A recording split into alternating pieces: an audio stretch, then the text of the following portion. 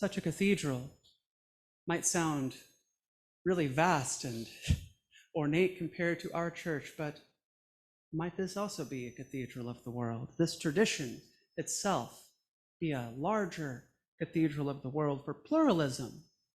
Pluralism is solidly part of who we are from the get-go. The title of this homily in your order of service may be a little misgiving. It is not the date of consolidation. However, the merger vote, critical, as we are a people of democracy, was in 1959 on October 31st, auspicious, when the Unitarians and Universalists met separately to discuss what would happen to them coming together. This is no small endeavor. This is no small endeavor. Bringing churches together, sharing resources, members, buildings, knowing that some people's feelings will get hurt, but not everyone will be given the same shake. It is hard. It is hard. Also, even as some people had some not nice things to say about each other, they expressed themselves for sure, way back when. Folks heard the sniff that Universalists were nothing but Baptists who could read. Well, shade. The Universalists complained that Unitarians didn't feel they had a good sermon unless they didn't quite understand it themselves. Reading me to filth up here. But true, there were differences, but fundamentally there was a solid alignment. The Universalists were by this point solidly Unitarian approach as well, as were the Unitarians. Universalists, they differed primarily in institutional structure, how money was kept, which is important when you're building institutions, those kinds of things. But the common heart was largely there. Now, there were some different names being kicked around here. Unitarian Universalist is kind of hard to write on a check, isn't it? And so people were thinking the United Liberal Church might seem logical, but there was insisted upon that Unitarianism and Universalism must be preserved in the name. And so after the vote in 1959 and some belly aching later and pulling out of hair and clutching of pearls, wringing of fists, tearing of shirts, gnashing of teeth, it happened on May 26, 1961. And we'll talk about this more next year, I'm sure. But I mostly want to talk about this idea of pluralism being a really critical part of our heritage and something that I really believe we can bring to life here at Second Unitarian and in Omaha more broadly, because who were the early Unitarians? Those who have attended a membership class or know a thing or two about our history will know that Unitarians are historically a theological tradition, some might say a heresy, hey, what you gonna do, who denied the divinity of Jesus and the construction of the Trinity, often seeing it as an unnecessary complication. And over the years, this perspective caused them to draw their web of concern wider, to take in insight from all over the place, from Vedic traditions, from Buddhism, from Taoism, from Earth-centered traditions come in the 80s. But this wide approach, of course, can make Unitarian homilies a little tangled, right? Because we don't have a strict dogma. We bring in many names, or no name at all that light coming through the windows. And what are the windows? You are the windows. I am a window. All of us in this living tradition serve as windows through which the light comes through. The light of mystery, revealed to us in our personal experience and something we might have read and something that catches our eye, providence, a conversation with a friend or perhaps a stranger, awakening some new stirring, some calling in the heart, because none of us can truly claim to have a monopoly on where the light comes from. Those fundamentalists who see the light only through their window, we know this is not so. The light shines through many windows, many names, bring many names. And our Universalist forebears, our Universalist forebears were held by this idea that a God who is all-loving, these were enthusiastically Christians still, but informed by people such as the Apostle Paul, who said, those who do not love do not know God, for God is love, would not, under any condition, damn a soul for eternity. That's too much. There was disagreement about this. I was telling some friends earlier today that early Universalist churches, sometimes they were a little close to the chest about this Universalist theology. Unless you got real close to church leadership, you were there for a long time, then someone would be like, psst, nobody goes to hell forever. Don't tell. Because they were worried that people wouldn't behave. And yet we are here with all these different ideas, all these different perspectives about what awaits us in the hereafter, if anything at all. And I reckon we behave pretty well, don't we? We don't need the threat of damnation to keep us civil. We need connection, common humanity. But nonetheless, that universal love is still very much a part of who we are, especially when we talk about things like the beloved community. That gift from Dr. Martin Luther King called us to that table where all can be welcome across lines of difference, where we can find our way through. It is not an easy thing. It is not a thing we have now, but it is a thing that we move towards bit by bit, day by day, heart by heart, and love to love as we weave ourselves together. And this pluralism that particularly comes from our Unitarian forebears, but was also part of our Universalist forebears, is an invitation to both tend to our own window, whatever that might be, and honestly reckon with its singularity amongst the many. And in that spirit of reverence and real respect and righteous open-heartedness, allow ourselves to be warmed in the light of our neighbor's window, knowing that we will never be able to fully capture what it is for them, but nonetheless we may learn, and when we open our hearts to one another and don't cartoonify people with different ideas, reduce them to two dimensions, if you will, flatten them, but see them as whole people, with a whole life, with a whole perspective, warmed by this light that you may not understand entirely, but that you might be able to appreciate nonetheless, perhaps learn from. Well, that's part of what we're about, isn't it? It's part of what we're about. A radical pluralism, of course, is messy. It's antithetical to perfectionism. And I imagine Forest Cathedral to be, he says it himself, is a little messy. There's ground up dust on the floor and stuff broken, right? I think we're okay in here. I wouldn't say it's unclean, but it's certainly well lived in, well utilized, well loved. I preached a sermon on the Velveteen Rabbit several months ago. You might remember his children's story about a rabbit who's talking with the other toys about what it means to be real. Relevant here as the skin horse tells the Velveteen Rabbit, to be made real is to be, this is verbatim, is to be loved, not merely played with, but really loved. It doesn't happen all at once, and it's sometimes not the most pleasant thing. Sometimes we are born ragged. We are worn ragged by that real and active love. Our hair falls out, our eyes get droopy, we become very shabby, but that doesn't matter. Because once you're real, you can't be made unreal. It lasts forever. Once you're real, you can't be ugly, except to people who don't understand. Right. And some folks may not understand. Some folks may not understand how you can be a church without a creed or a required statement of belief. But those aren't a lack of anything. Those are the fruits. Those are the fruits born from a radical pluralism. It does not make us ugly. No absence here. Hard won. It's the inheritance of our Unitarian ancestors who, in disentangling their understanding of Jesus from the Trinity, they found new wells of spiritual deepening availed to them. Of our Universalist ancestors who understood ultimacy to be first and foremost a love from which no one really escapes, to which we are all in the end bound up in, welcome at the table. And of course, interestingly, I mean no disrespect, of course, to our Trinitarian, Unitarian Universalist friends, who I've met a few Trinitarian, Unitarian Universalist Christian friends. What is it a name, y'all? Arose by any other name. But this is okay too.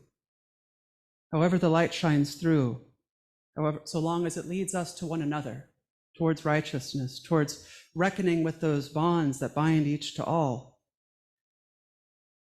Trinitarian, Unitarian, right? Of course, when you have radical pluralism, paradox can arise, contradictions can emerge. But to quote that great American poet, Walt Whitman, who once said, "I contradict myself? Very well, I contradict myself. I am vast. I contain multitudes."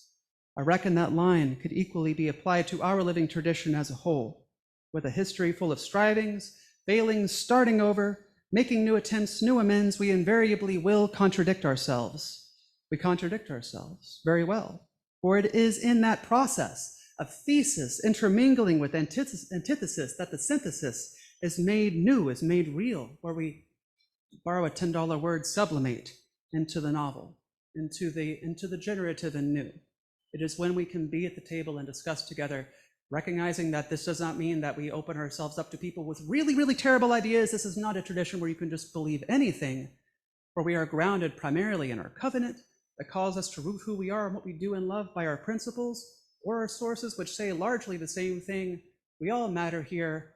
We all matter here.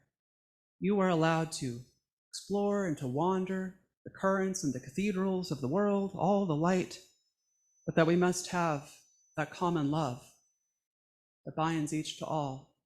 We cannot be calling for people to be driven out. We cannot dehumanize and make people monsters for the sake of their being some immutable characteristic, where they are born, for example. We must be firmly on the side of love. This is what's called for, but this is an action, right? Not a belief per se.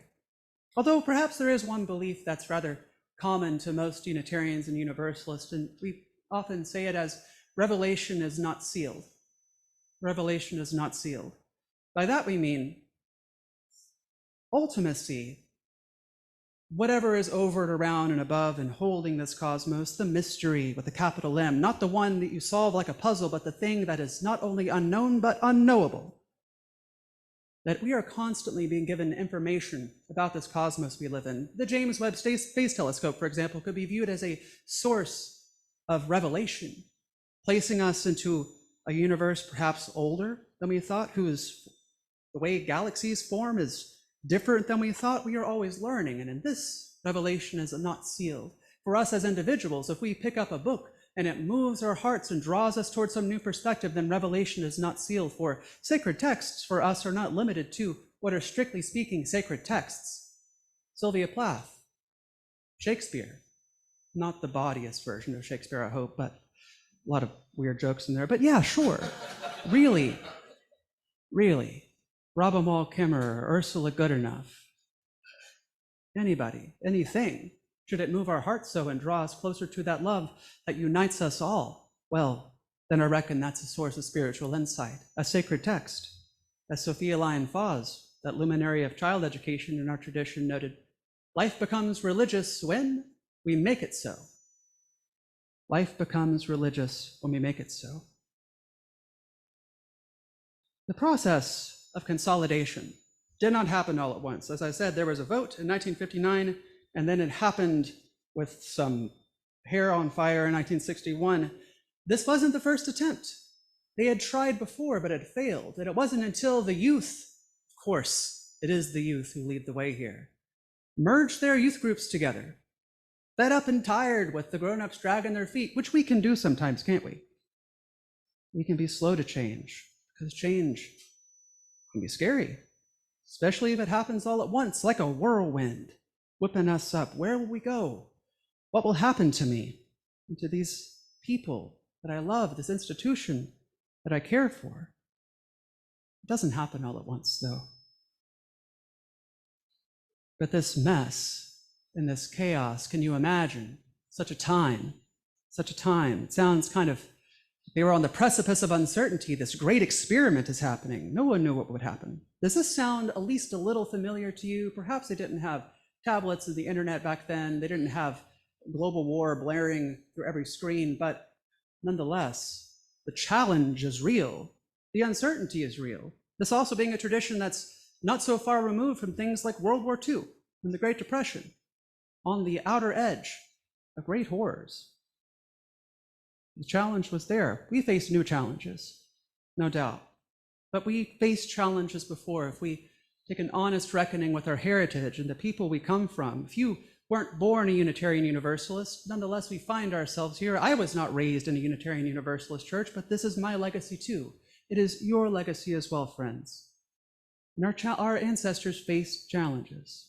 Our Unitarian forebears who fought abolition faced a great challenge.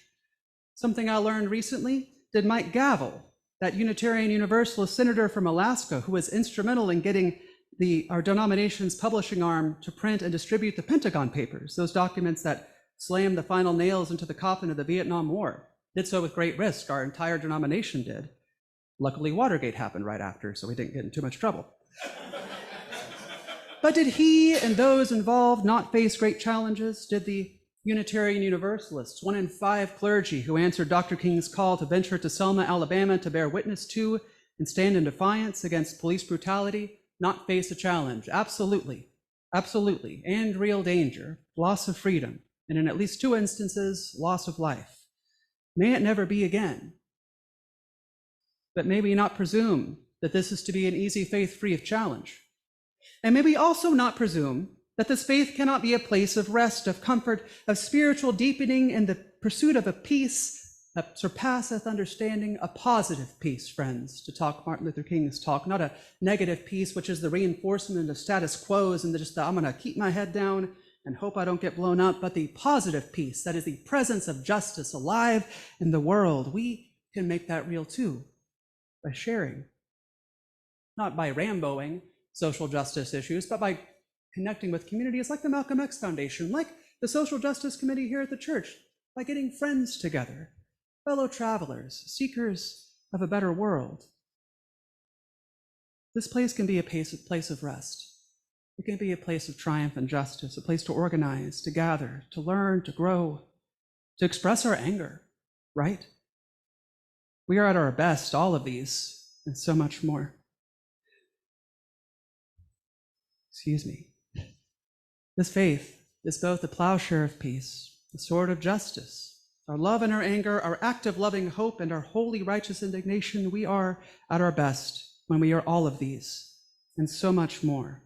We make no demands on belief, but we do call one another to love's table, united under the boughs of our principles, this changing tree, which could become something new, very well likely might become something new. Has before 1985, the principles were changed, and it got rid of a lot of a man shall this and a man shall that, very patriarchal language. They changed, and we have our 7th principle, which calls us to respect the interdependent web of life to which we are all a part, and we will change again because we know that revelation is unsealed. This is part of our theology, just as much as it is part of our governance. This will not be a faith that lasts once and for all, for such a thing is a dead thing. A living faith must be able to look inward and say, I see, I know, I feel the call of change. May we be a people who can answer love's call, who can be the arm of justice, the plowshare of peace, the love and the anger, the righteousness, the joy, the sorrow, bring it all here, because everything in the human heart could be named holy. Amen. And blessed be. And I am